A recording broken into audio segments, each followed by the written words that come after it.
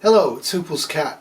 On my other channel, I'll link it in, I did a fairly long video on the 2.9 billion birds that have died, disappeared, since 1970 in North America alone. And this is a worldwide problem.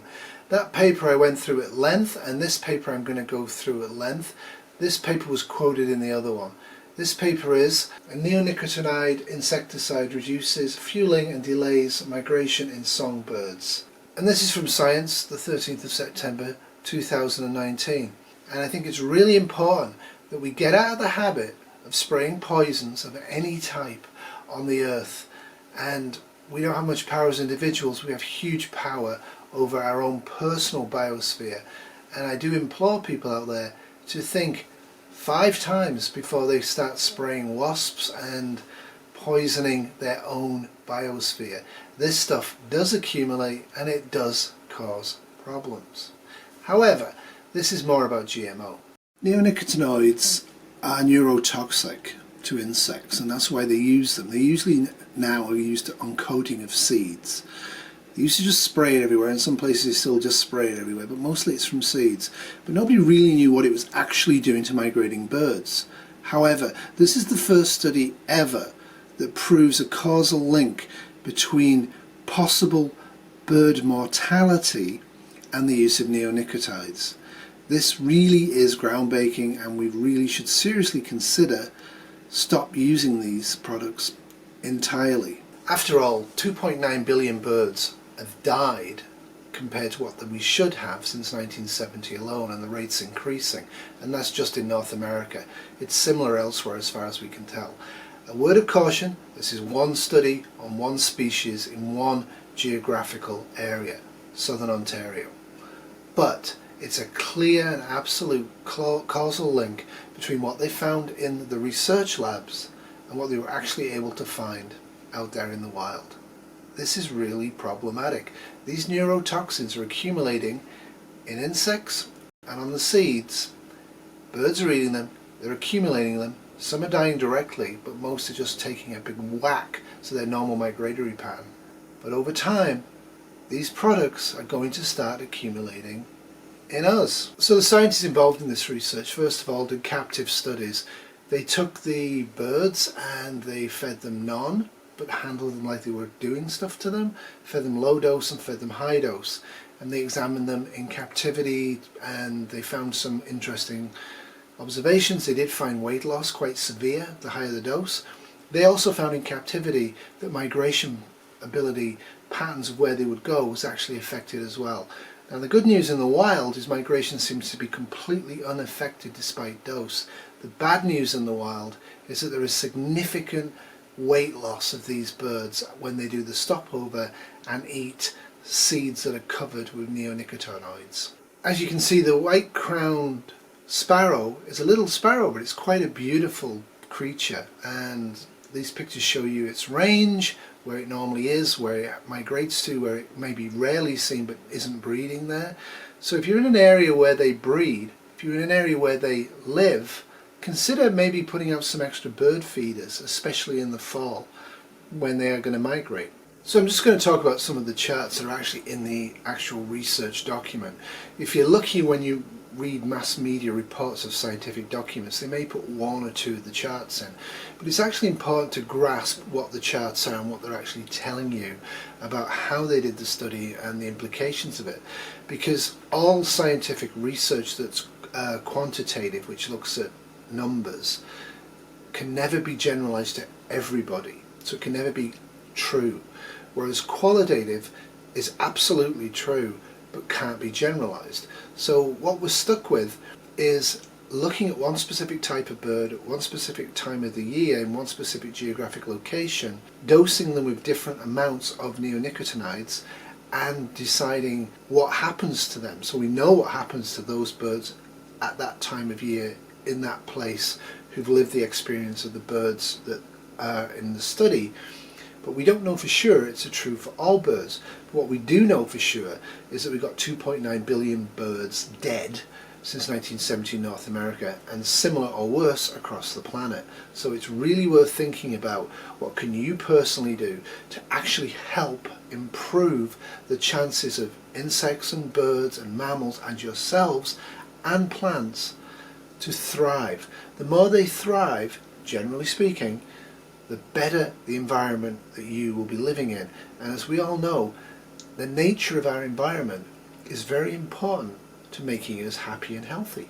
This one is from the original research report that I did on the other channel, but you can just see that there is grassland birds, of which this bird is, are actually the most likely to suffer death rate since 1970.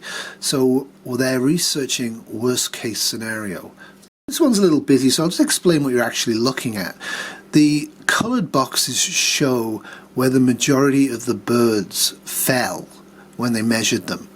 The black line, the thick black line, is the median where most of the birds are either above or below that line. The thin black line is the outliers. So some of the birds did quite well. Some of them did very badly, but overall it's pretty clear that control, which is they handle them like they were dosing them but don't, and hold them and release them about the same time, are having a bit of a negative effect in body mass just by being handled by humans, and that's not to be unexpected. Very low dose treatment of neonicotinoids causes the same effect, but as you'll notice, some of them actually gained a little bit of weight. And I'll get into that in a minute. But the ones who got the high dose really lost weight, and weight in wild animals and humans in adverse situations is a critical survival factor. So you can see that the change of body mass and the change of body fat are pretty much similar, and it's the fat they're mostly losing. Now the reason they're losing that is neonicotinoids are a neurological impairment that's brief, and well, some of them can be very long, but mostly the ones we're using are in the range of about 3 to 5 days, and then they're fine. So during that time they eat very little, so they burn their own fat stores. Now the lean mass, that's the muscle tissue, isn't really affected, but it is affected slightly because the period of starvation, the period of anorexia after the dosing isn't long. If they weren't migrating, if they were living there and eating there, one would expect that to be quite worse, but you'd have to check it to find out. As you can see from food consumption, they all eat, and low dose they're eating as well, but high dose they're really not hungry, and that is a major problem. So this just one shows what they did. They capture them, they wait a while, they give them either no dose, a large dose or a medium dose, and then they give them an orientation trial to see if they know which way to turn to actually migrate, and then they dose them again for the high dosing and also as a control measure. Remember, the control measures get normal grains without any neonicotinoids on. And then they grab them again and they measure them again and they tag them and then they release them. Now what they're finding is very, very important. In the laboratory, these birds really had problems orientating and navigating in the right direction. But in the wild, as you can see from these lines, they're all pretty much pointing in the same direction. They actually didn't have much migratory effects from this. So the effect they were finding in the wild was related directly to the dosing of the neonicotinoid, and the dosing of the neonicotinoid depended on how much anorexia the birds suffered. So all the birds, including the control birds, had a delayed flight migration across Lake Ontario. But the more neonicotinoids they had on board, the longer they waited before they flew. What they basically did was waited until the anorexic effects had passed by, and the longer the anorexic effects were there was dose dependent, and then they gorged themselves as much as they could. And once they tried to re-establish either in the low dose pretty much all their lean and fat mass they'd lost, not all of it but most of it, then they flew. And the larger dosed birds didn't quite recover enough but then flew, so they were waiting sometimes up to 9 days longer than they should have done. So this has several effects. If they're late arriving to their breeding places, they're going to have a harder time finding places to roost and to breed. They're also more likely to suffer illness and death in transit by migration. Is a huge physical effort if they're not in prime physical condition. Remember, they're spending all summer getting themselves in prime physical condition to migrate and then to breed. So this would explain a death rate in these birds, but this study did not specifically look at death rate, which is a little unfair because it would have been nice to know, but it would have cost them an awful lot of money to actually go to the breeding grounds and walk around and try to find those ones it tagged.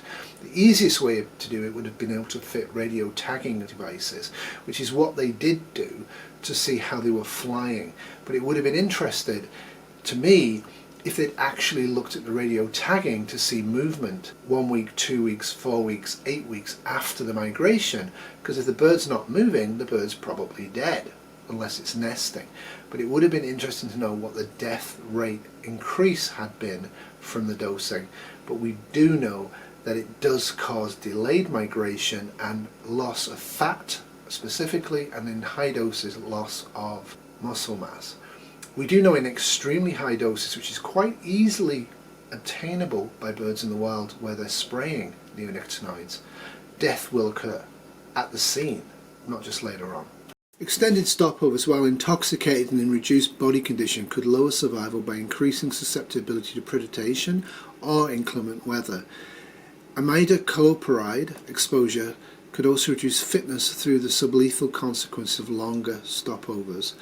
There are selective pressures for birds to minimize the time spent migrating. Birds that are delayed during migration and arrive later at the breeding grounds have been reported to obtain poor quality territories, breed later, and produce fewer offspring in worse condition than those of early arrivals, reducing the probability of their offspring recruitment to the population. In other words, they die. Now, birds will learn to avoid neonicotinoid-coated seeds, but it's a learned response.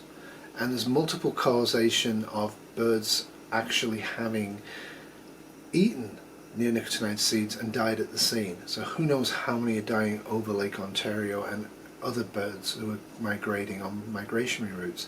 Certainly there's reports of people finding dead birds around the place.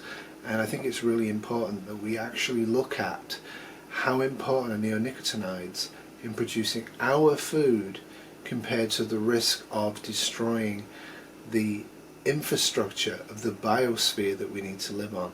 And I don't think it's worth doing. I really don't. I think it's a product. I think it's making an awful lot of money in the billions for certain pharmaceutical companies, all of which mostly are controlled by the Bayer, B-A-Y-R company. And I think until this gets resolved on a government or a company level from Bayer, I do think people should seriously consider boycotting all Bayer pharmaceutical products as far as they can. I really do.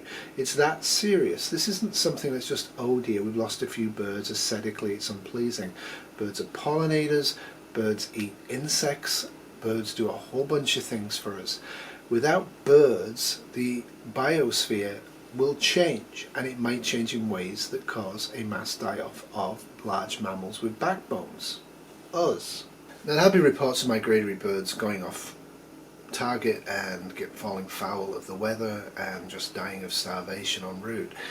It appears from this small-scale study that the major effect is actually much more subtle and insidious than that. It's that they delay themselves until they recover from the neonicotinoids, and then they fly with slightly or quite largely reduced fat deposits, so they can't breed as well when they arrive at the breeding grounds. The chance of getting to the breeding grounds is subtly reduced. The chances of avoiding being eaten by domestic cats and other animals that are out there in the wilds, that a lot of them shouldn't be, is much more increased. So there you have it. A lot of people have been talking about the birds and the bees in terms of human procreation. And the bottom line is, if we have no birds and bees, the chances of humans procreating and reproducing ourselves becomes a lot more difficult. And we need, as individuals, to stop buying pesticides and neonicotinoids and using them on our own gardens. We need to be putting native plants and wildflowers in there and grass seeds in there that native birds and insects can eat. We have to do what we can on an individual level, and it will not be enough. We're progressively destroying our ecosystem to produce monocrops that we're having to spend more and more money on to chemically treat to get them to produce. It really is nonsensical unless you are making a pile of money selling neonicotinoids and the seeds. And a lot of governments are controlled now by these multi-billion-dollar companies, and therein lies the problem. So if you're like me in Canada and there's an election coming, when they knock at the door, say to them, what are you going to do about neonicotinoids? And when they start rambling on, if you're lucky, about the bees, say no, they're causing a die-off of birds. They're implicated strongly in part of the 2.9 billion birds that are now dead in North America since 1970. What are you doing as a politician to deal with it? Because although people like to attack Greta Thunberg, and I'm uncomfortable about a child actually being so prominent on the world stage for this, she's got a point. As adults, our primary responsibility as animals is to reproduce. Our second primary objective as adults is to make sure that our children and their children's children have a healthy earth to live on. And we're really, really failing. And we're failing because we want to make short-term money to extract things we can't replace, to use them up in ways that we won't be able to reuse, and to have what we call our modern Western lifestyle. We can be happy, we can be healthy, and we can have an awesome quality of life without destroying our children's future. Or best case, making it quite miserable compared to the childhood people of my vintage experienced. Not that my childhood was that great, but I really had a great time wandering around the Lake District and drinking water from streams that I didn't treat with a filter because I really had no need to. Can't really say that now, can you?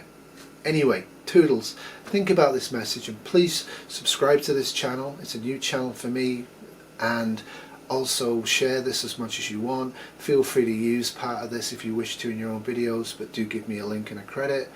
Have a great day. Toodles, we have the power. Maybe.